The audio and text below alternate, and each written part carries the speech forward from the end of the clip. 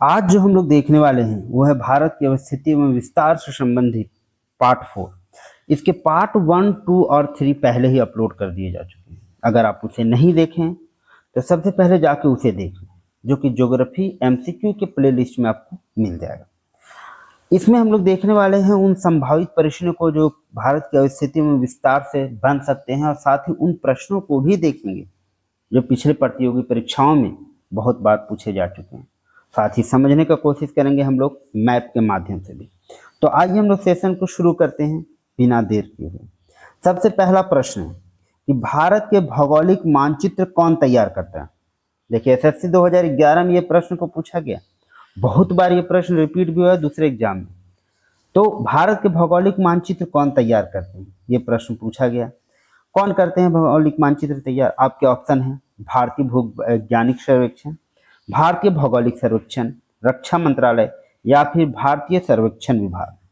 तो इसका जो करेक्ट आंसर होने वाला है वो करेक्ट आंसर क्या होगा? तो भारतीय सर्वेक्षण विभाग जो है वो भारत के भौगोलिक मानचित्र को तैयार करता है।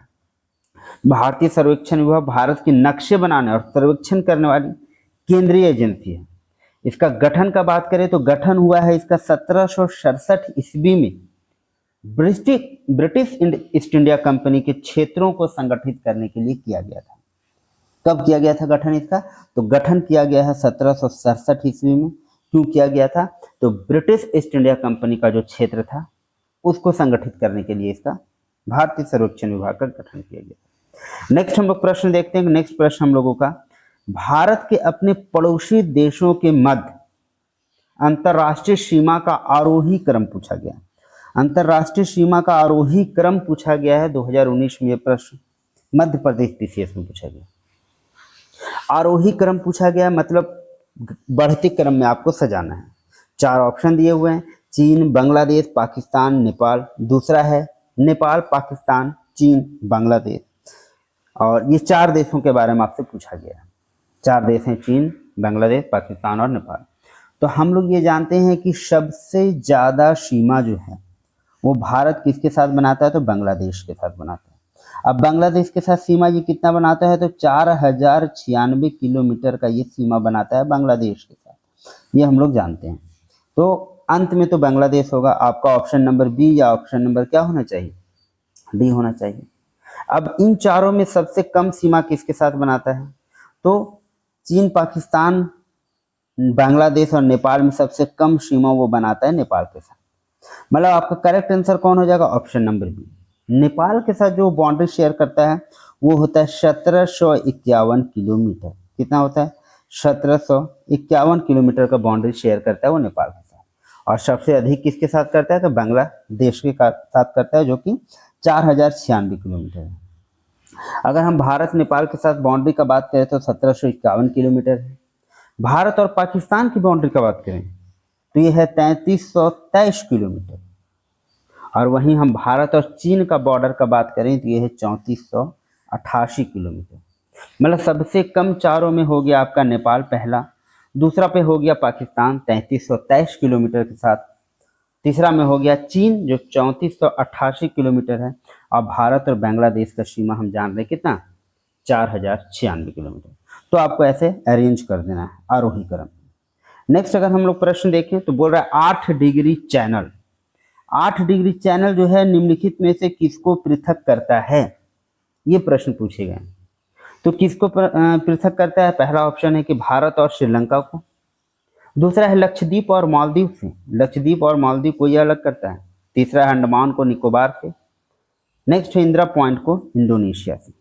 तो इसका करेक्ट जो आंसर होगा वो क्या होगा? 8 डिग्री जो चैनल है वो लक्षद्वीप और मालदीव को अलग करता है। किसको अलग करता है? लक्षद्वीप और मालदीव को अलग करता है 8 डिग्री चैनल। भारत को ये मालदीव से अलग करता है, लक्षद्वीप भी भारत का पार्ट है। तो भारत को मालदीव से या लक्षद्वीप को मालदीव से अलग करने वाला चैनल जो है हमारा वो क्या है? 8 डिग्री चैनल।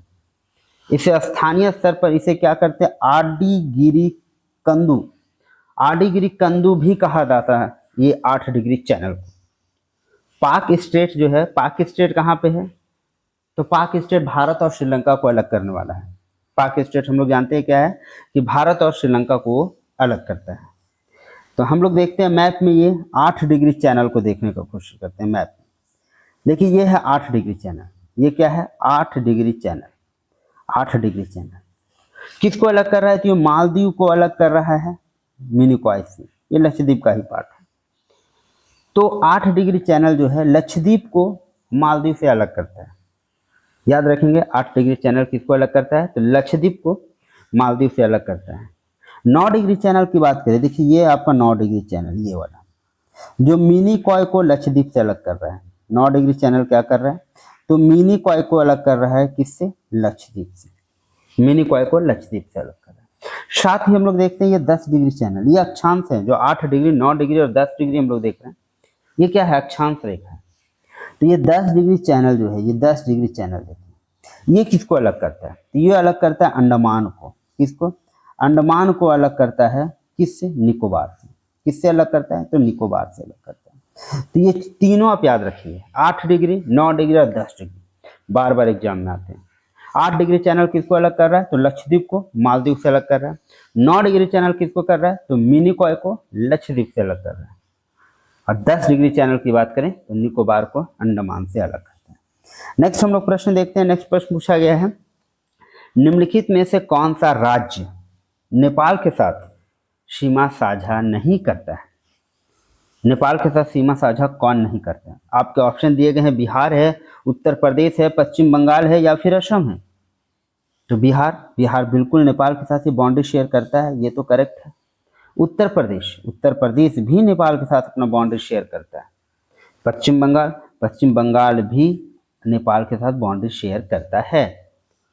तो कौन सा ऐसा स्टेट है जो नहीं करता है, तो बिल्कुल ये असम जो है ये नेपाल के साथ बाउंड्री शेयर नहीं करता। आपका करेक्ट आंसर कौन होगा, करेक्ट आंसर होगा ऑप्शन नंबर डी, असम जो है वो नेपाल के साथ बाउंड्री शेयर नहीं करता। नेपाल के साथ सीमा साझा करने वाले में स्टेट में देखिए कौन कौन है, उत्तराखंड है, उत्तर प्रदेश है, सिक्किम है, पश्चिम बंगाल है और बिहार है। टोटल 5 स्टेट, कितने स्टेट, टोटल 5 स्टेट हैं जो नेपाल के साथ बाउंड्री शेयर करते हैं। उत्तराखंड, उत्तर प्रदेश, सिक्किम, पश्चिम बंगाल और बिहार। असम बाउंड्री शेयर नहीं करता। ये देखिए मैप में आपका नेपाल है, ये क्या है, मैप में आपका नेपाल है। नेपाल में देखिए यहाँ पे वेस्ट की तरफ इससे कौन बोल रहा है, पश्चिम की तरफ उत्तराखंड मिला हुआ है। दक्षिण की बात करें तो दक्षिण में ये उत्तर प्रदेश हो गया, दक्षिण में ये उत्तर प्रदेश हो गया, ये बिहार हो गया। और यहाँ पे देखिए पश्चिम बंगाल, ये पूरब की तरफ अगर बात करें तो पश्चिम बंगाल और सिक्किम। तो टोटल 5 स्टेट, टोटल कौन कितने स्टेट हो गए, टोटल 5 स्टेट जो हैं वो बाउंड्री शेयर करते हैं किसके साथ, तो नेपाल के साथ। एक हो गया आपका उत्तराखंड, दूसरा हो गया उत्तर प्रदेश, तीसरा हो गया बिहार, चौथा हो गया वेस्ट बंगाल और पांचवा हो गया आपका सिक्किम। और इधर पूरब की बात करें तो इधर कौन है, चाइना है। पूरब में नेपाल किससे मिलता है, तो चाइना से मिलता है। पूरब बोलते हैं नॉर्थ, ये क्या बोलेंगे, नॉर्थ की तरफ बात करें तो नॉर्थ में किससे मिलता है, तो चाइना से मिलता है। नेक्स्ट हम लोग प्रश्न देखते हैं। नेक्स्ट प्रश्न बोल रहा है कि भारत के पश्चिमी तट का उत्तरी भाग, पश्चिमी तट का उत्तरी भाग किस नाम से जाना जाता है। भारत का जो पश्चिमी तट है इसका उत्तरी भाग जो है इसको हम लोग किस नाम से जानते हैं। ऑप्शन दिया गया, कर्नाटक तट, मालाबार तट, कोंकण तट या फिर कोरोमंडल तट। कोरोमंडल तट तो क्या हो गया, पूर्वी तट हो गया। कोरोमंडल तट कौन सा हो गया, ये पूर्वी तट है। कोरोमंडल क्या है, पूर्वी तट है। तो पश्चिमी तट का जो उत्तरी भाग है उसको हम लोग क्या जानते हैं, कोंकण तट के नाम से जानते हैं। किस नाम से जानते हैं, कोंकण तट। क्या होगा करेक्ट आंसर आपका, कोंकण तट। कोंकण तट जो है भारत के पश्चिमी तट का पर्वतीय अनुभाग है। यह तट जो है 720 किलोमीटर लंबा समुद्र तट है। कोंकण में जो जिले आते हैं महाराष्ट्र और गोवा के तटीय जिले आते हैं।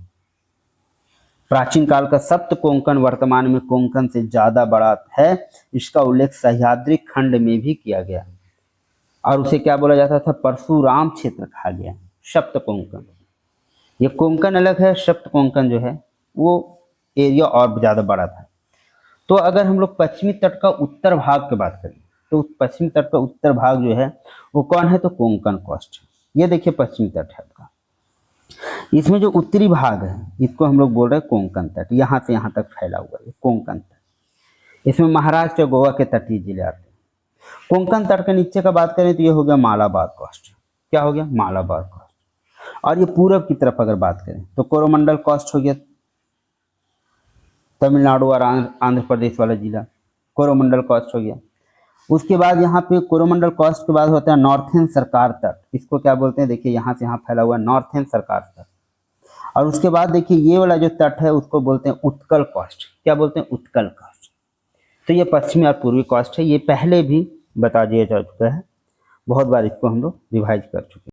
नेक्स्ट प्रश्न देखते हैं। नेक्स्ट प्रश्न बोल रहा है कि निम्नलिखित में से किस राज्य की सीमा भूटान से नहीं लगती है, भूटान से नहीं लगती है। सिक्किम, क्या भूटान से सीमा लगती है, बिल्कुल सिक्किम की सीमा भूटान से लगती है। पश्चिम बंगाल, मेघालय, मेघालय की सीमा भूटान से लगती है क्या, तो नहीं। पश्चिम बंगाल की सीमा बिल्कुल लगती है, अरुणाचल प्रदेश की सीमा भी लगती है। देखिए इसके लिए आपको जो है मैप जरूर पता होना चाहिए, मैप अगर आपको पता है तो आप आसानी से प्रश्नों को कर ले जाएंगे। देखिए एसएससी 2022 में ये प्रश्न को पूछा गया और हमेशा इस तरह के प्रश्न आते हैं। तो किस राज्य की सीमा भूटान से नहीं लगती, तो मेघालय की सीमा जो है वो भूटान से नहीं लगती। भूटान की सीमा की बात करें तो 699 किलोमीटर भूटान की सीमा। भारत और भूटान की सीमा कितना है, तो 699 किलोमीटर, जिसमें असम के साथ ये 267 किलोमीटर, अरुणाचल प्रदेश की बात करें तो 217 किलोमीटर, और पश्चिम बंगाल की बात करें तो 183 किलोमीटर, और सिक्किम की बात करें तो 32 किलोमीटर की सीमा जो है भूटान से लगती है। टोटल जो है वो है कितना, 699 किलोमीटर का सीमा जो है भारत और भूटान के बीच में बनता है। नेक्स्ट हम लोग देखते हैं इसका मैप। अगर मैप देखने का कोशिश करें, देखिए ये है आपका भूटान, भूटान के साथ जो ये सीमा लग रहा है, सिक्किम का सीमा कितना लग रहा है, ये 32 किलोमीटर। सिक्किम का सीमा कितना लग रहा था, सिक्किम का सीमा 32 किलोमीटर। ये सिक्किम का सीमा याद रखिएगा, 32 किलोमीटर, सबसे कम इसी का है। उसके बाद ये अरुणाचल प्रदेश हो गया, अरुणाचल प्रदेश के साथ ये असम हो गया, असम के साथ ये वेस्ट बंगाल हो गया, मतलब चार स्टेट हो गए, सिक्किम, अरुणाचल प्रदेश, असम और वेस्ट बंगाल, जो सीमा बनाते हैं किसका, भूटान से। अच्छा ये वाला स्टेट कौन सा है, ये स्टेट आपका मेघालय, ये स्टेट कौन सा है, मेघालय है, इसकी सीमा भूटान से नहीं लगती। अच्छा ये स्टेट कौन सा है, ये है आपका नागालैंड, क्या है ये, नागालैंड है। अच्छा ये स्टेट कौन है, ये नागालैंड हो गया, ये कौन हो गया, मणिपुर, ये स्टेट क्या है, मणिपुर है। अच्छा ये स्टेट क्या है, तो ये आपका है मिजोरम, क्या है, मिजोरम। 7 सिस्टर हम लोग पढ़े थे, मिजोरम। और ये जो हो गया, ये हो गया त्रिपुरा, क्या हो गया, त्रिपुरा। 7 सिस्टर हम लोगों ने देखा था। तो ये मेघालय की सीमा जो है भूटान से नहीं लगती, यही हम लोगों का ऑप्शन दिया गया था। तो 7 सिस्टर में ये याद रखिएगा, ये हो गया आपका नागालैंड, ये मणिपुर, ये हो गया मिजोरम, ये हो गया त्रिपुरा। मैप को बिल्कुल अच्छे से याद रखिएगा। नेक्स्ट हम लोग प्रश्न देखते हैं। नेक्स्ट प्रश्न हम लोग का है, चेरापूंजी स्थित है, चेरापूंजी कहाँ पे स्थित है, किस स्टेट में है। तो सबसे पहले बताइए किस स्टेट का बात करें, तो चेरापूंजी स्थित है आपका मेघालय में। कहाँ पे स्थित है, मेघालय में स्थित है। अब मेघालय में स्थित है, किस पहाड़ियों पर स्थित है, ये पूछा गया। ये छत्तीसगढ़ पीएससी में एग्जाम पूछा गया था, छत्तीसगढ़ पीएससी। नागा पहाड़ियाँ, गारो पहाड़ियाँ, खासी पहाड़ियाँ या फिर मिकिर पहाड़ियाँ।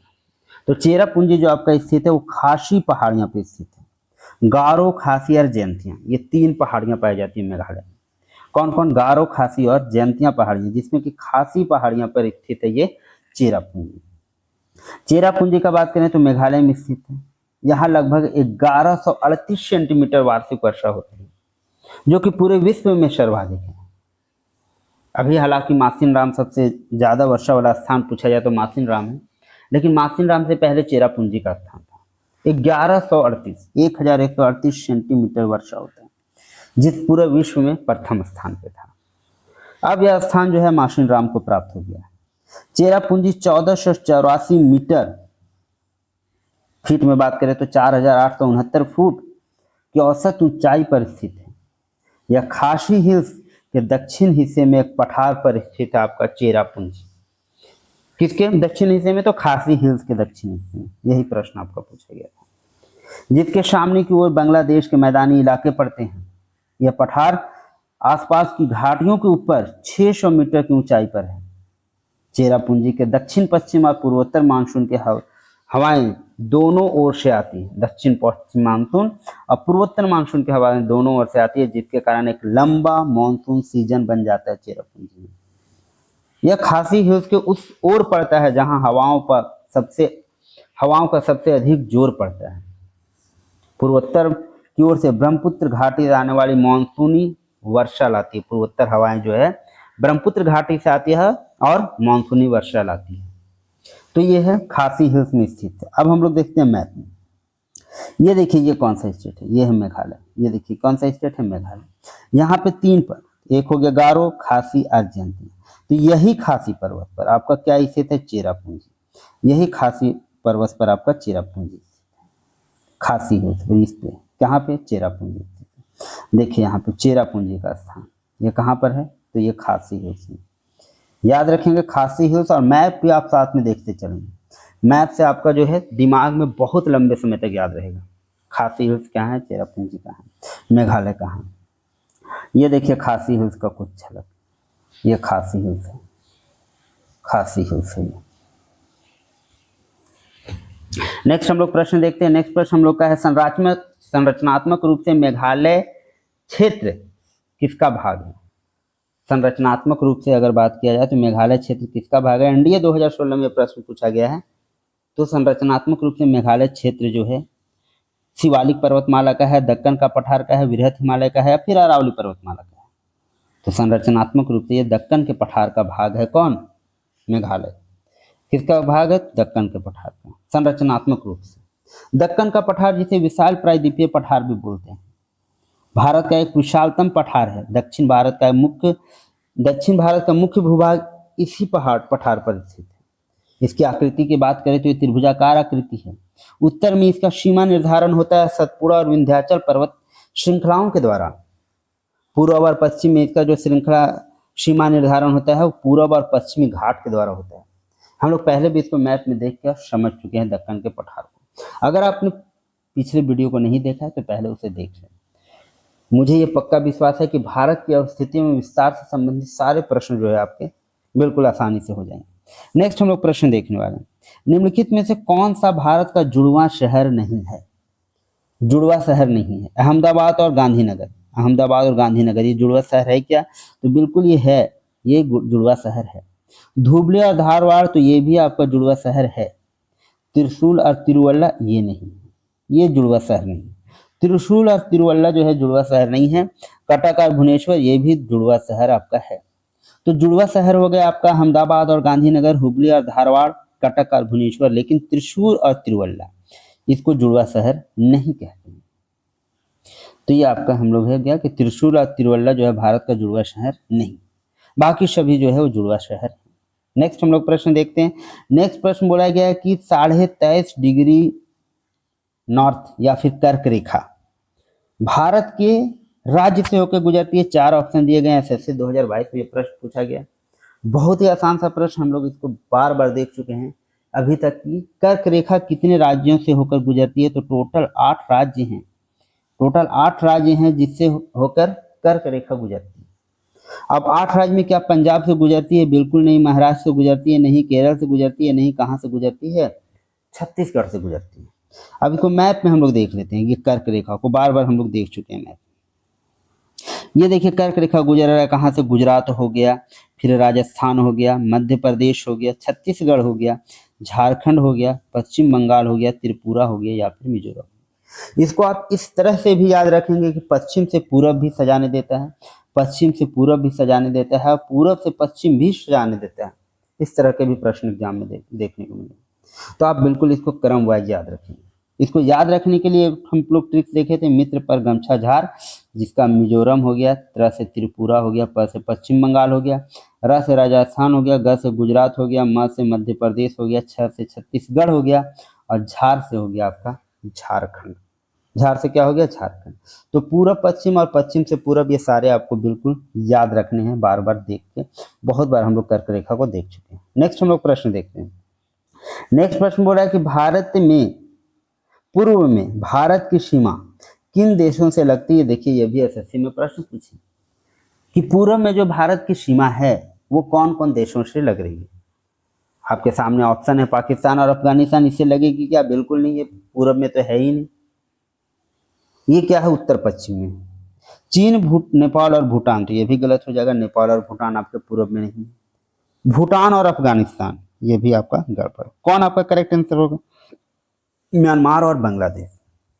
पूरब में जो भारत की सीमा का बात करें तो म्यांमार और बांग्लादेश के साथ ये साझा करते हैं। भारत अगर म्यांमार के साथ सीमा का बताएं तो सीमा कितना बनाता है, 1643 किलोमीटर। भारत म्यांमार के साथ 1643 किलोमीटर का बाउंड्री शेयर करता है। अब बांग्लादेश के साथ हम लोग जानते हैं कि बांग्लादेश के साथ 4096 किलोमीटर का बाउंड्री शेयर करता है भारत। अगर हम लोग भारत और नेपाल की बाउंड्री का बात करें तो भारत और नेपाल के बीच में कितना बाउंड्री, आप चाहे तो कमेंट बॉक्स में इसका आंसर दे सकते हैं। भारत नेपाल के साथ कितना बाउंड्री शेयर करता है, भारत पाकिस्तान के साथ कितना बाउंड्री शेयर करता है, और भारत चीन के साथ कितना बाउंड्री शेयर करता है, और भारत अफगानिस्तान के साथ कितना बाउंड्री शेयर करता है। ये चारों को आप कमेंट बॉक्स में लिख दीजिए। लिखने से क्या होगा, चीजें आपको लंबे समय तक याद रहेगी। तो भारत पूर्व में जो भारत है वो म्यांमार और बांग्लादेश के साथ सीमा बॉर्डर बनाता है, जो कि 1643 किलोमीटर है म्यांमार के साथ, और बांग्लादेश के साथ है 4096 किलोमीटर लंबा है। जो असम, त्रिपुरा, मिजोरम, ये जो बांग्लादेश है वो असम, त्रिपुरा, मिजोरम, मेघालय और पश्चिम बंगाल राज्यों को छूती है। वहीं अगर म्यांमार की बात करें तो अरुणाचल प्रदेश, नागालैंड, मणिपुर और मिजोरम राज्यों को स्पर्श करती है ये म्यांमार। हम लोग मैप में देखने का कोशिश करते हैं, ये म्यांमार है, ये म्यांमार है और ये बांग्लादेश है, म्यांमार और बांग्लादेश। तो म्यांमार का जो सीमा है ये पूरब में मिला हुआ है। म्यांमार का जो सीमा है ये देखिए। इसमें एक प्रश्न हमेशा बनते हैं कि कौन सा ऐसा भारतीय राज्य है, जो भारतीय राज्य कौन सा ऐसा है जो बांग्लादेश और म्यांमार दोनों से सीमा साझा करता है। तो बांग्लादेश और म्यांमार से दोनों से जो सीमा साझा करने वाला ये स्टेट कौन सा है, यही ना स्टेट है, और इस स्टेट का नाम क्या है, मिजोरम। क्या नाम है, मिजोरम जो है वो बांग्लादेश और म्यांमार दोनों के साथ, यहाँ पे देखिए म्यांमार से भी जुड़ा हुआ है और ये बांग्लादेश से भी टच करता है। तो पूरब की तरफ भारत जो है बांग्लादेश और म्यांमार से जुड़ा हुआ है।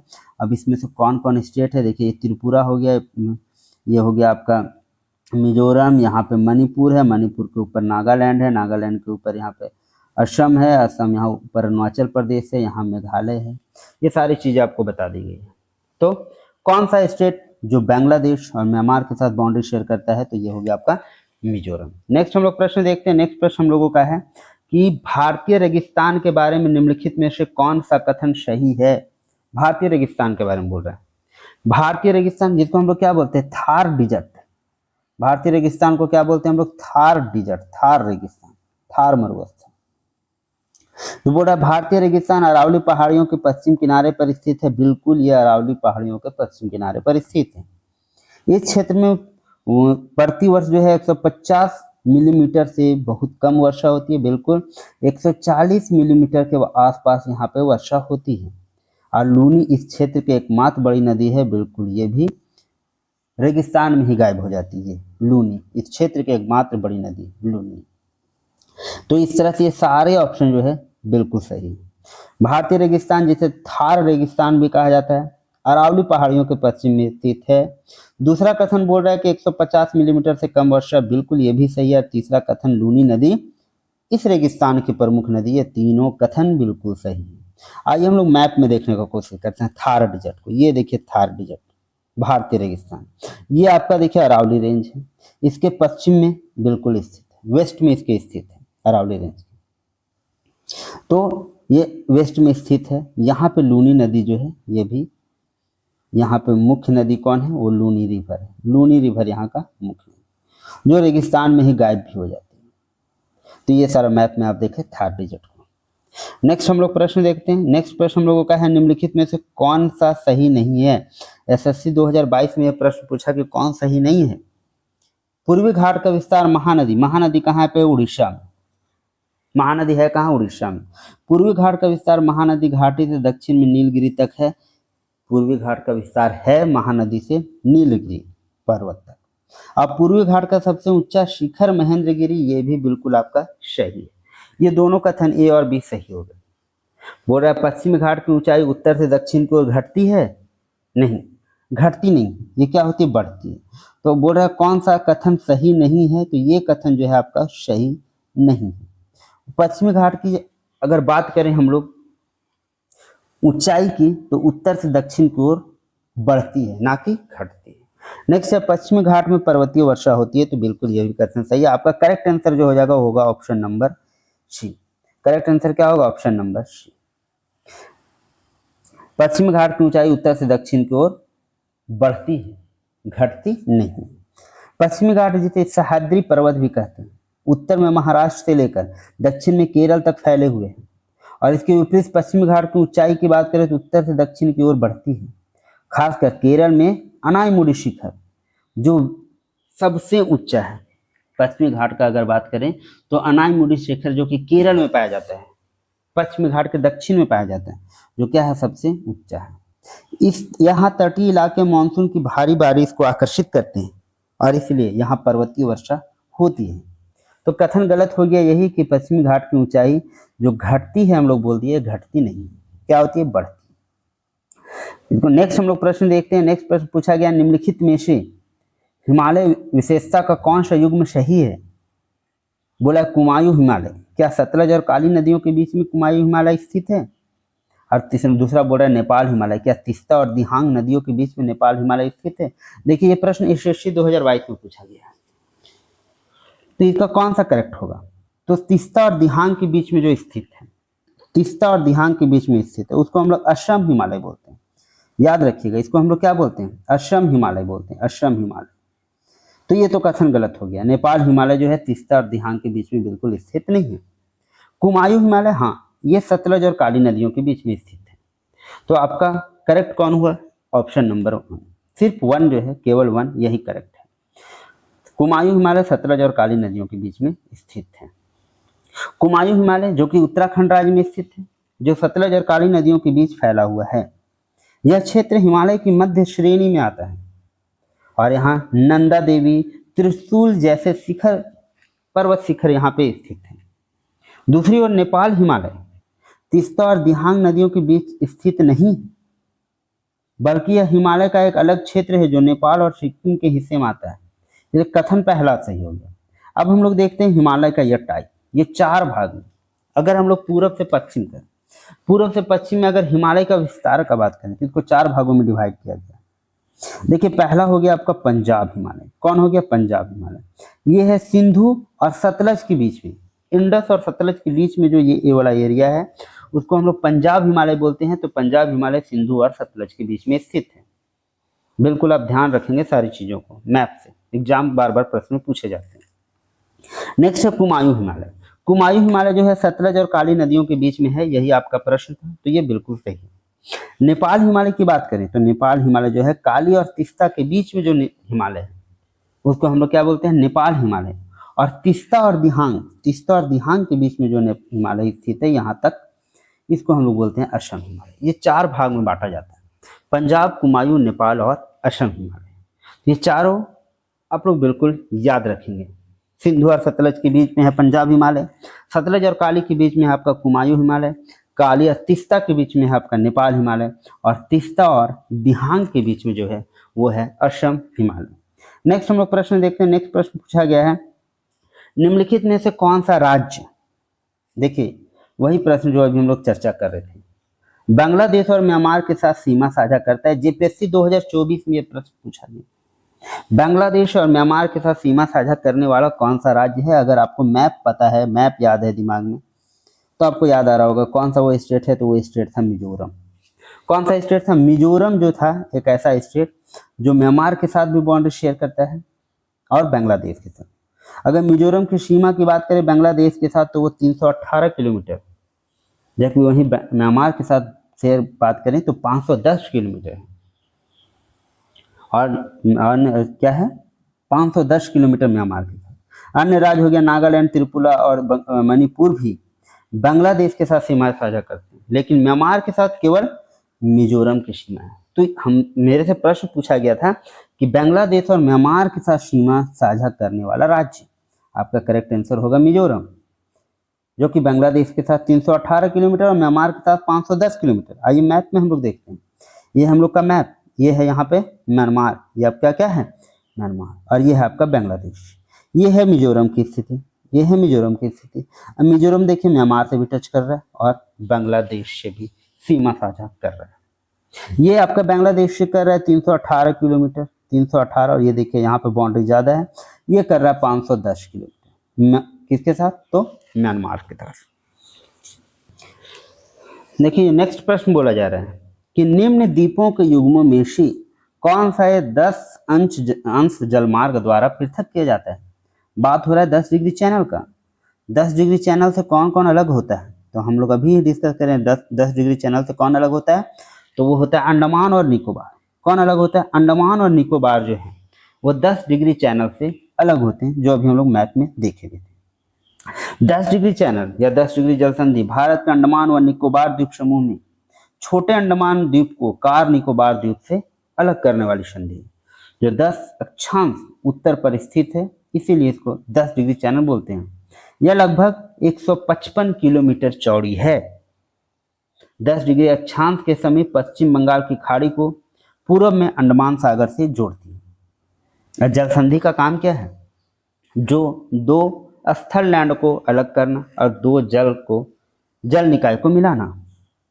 तो स्थल लैंड में जो अलग होता है वो होता है क्या? तो अंडमान को निकोबार द्वीप से, छोटे अंडमान को निकोबार द्वीप से ये अलग करता है। और किसको मिलाता है? मिलाता किसको है? तो ये मिलाता किसको है? तो पश्चिम में बंगाल की खाड़ी को पूर्व में अंडमान सागर से ये जोड़ने का काम करती है, ये भी याद रखें। नेक्स्ट हम लोगों का प्रश्न है कि दक्षिण गंगोत्री क्या है। ऑप्शन दिए गए हैं, प्रायद्वीपीय भारत की एक नदी, भारतीय नौसेना का युद्धक जलपोत, उत्तरी ध्रुव में स्थापित भारतीय वैज्ञानिक अनुसंधान केंद्र, या फिर अंटार्कटिका में स्थापित भारतीय वैज्ञानिक अनुसंधान केंद्र। तो ये दक्षिण गंगोत्री जो है वो अंटार्कटिका में स्थापित भारतीय वैज्ञानिक अनुसंधान केंद्र है। ये देखिए आपके सामने है दक्षिण गंगोत्री, ये है दक्षिण गंगोत्री, ये अंटार्कटिका में स्थापित है, और ये अंटार्कटिका में है और एक अनुसंधान केंद्र है। क्या है ये? अनुसंधान केंद्र है, अंटार्कटिका में स्थापित है। नेक्स्ट हम लोग प्रश्न देखते हैं। नेक्स्ट प्रश्न, निम्नलिखित में से कौन सा नगर कर्क रेखा से निकटतम दूरी पर अवस्थित है। ये प्रश्न भी पूछे जा चुके हैं यूपीपीसीएस में। आपके ऑप्शन है अगरतला, गांधीनगर, जबलपुर या फिर उज्जैन। तो कर्क रेखा से निकटतम दूरी पर जो है वो कौन है? अगरतला। अगरतला जो कि त्रिपुरा की राजधानी है। अगरतला क्या है? जो कि त्रिपुरा की राजधानी है, जो उत्तर पूर्व में भारत का दूसरा सबसे बड़ा आबादी वाला शहर है अगरतला। हरवा नदी के अलावा यह 23 डिग्री 30 मिनट 23 डिग्री 30 मिनट मतलब 23.5 डिग्री नॉर्थ में स्थित है, और 91 डिग्री 30 मिनट ईस्ट, ये पूर्वी देशांतर का बात बोल रहा है। 91 डिग्री 30 मिनट पूर्वी देशांतर और 23 डिग्री 30 मिनट नॉर्थ अक्षांश के बीच स्थित है ये अगरतला। अगरतला कई लोगों का रहने का घर है, जिनमें से कुछ लोग देश के कई अन्य राज्यों से आकर बसे हुए। तो दोस्तों आज था ये भारत की अवस्थिति में विस्तार से संबंधित चौथा टॉपिक, और ये संभवतः अंतिम टॉपिक था। कल जो हम लोग डिस्कस करेंगे वो है भारत के पर्वत से संबंधित।